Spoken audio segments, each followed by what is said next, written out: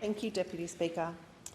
With challenge frequently comes opportunity, and I want to talk about some of the thinking and work taking place across my electorate of North Sydney as we seek to address our continued over-reliance on lazy, excessive plastic packaging. Australians generate more plastic waste per person per year than any other country in the world, except Singapore, using over 70 billion pieces of soft plastic every year. The unfortunate reality is that from production to disposal, these plastics are incredibly emissions intensive.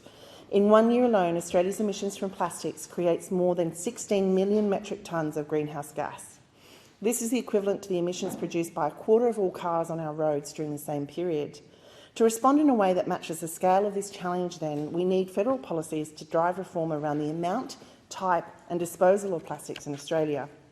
In the words of Plastic-Free July's Pete Cigar, if it can't be reduced, reused, repaired, rebuilt, refurbished, refinished, resold, recycled or composted, then it should be restricted, redesigned or removed from production. This must be our bottom line.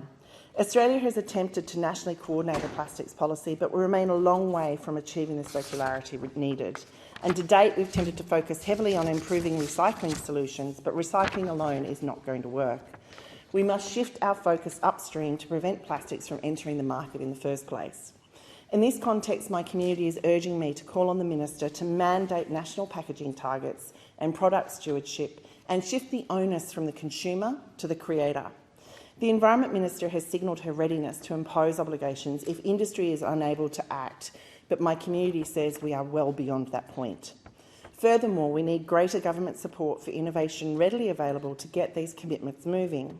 There are several startups in my electorate doing incredible work, but they need the government to step up and be clear on the policy, financial and economic measures they plan to take. They include Samsara Eco, who has developed a revolutionary tech that can infinitely recycle plastics and textiles.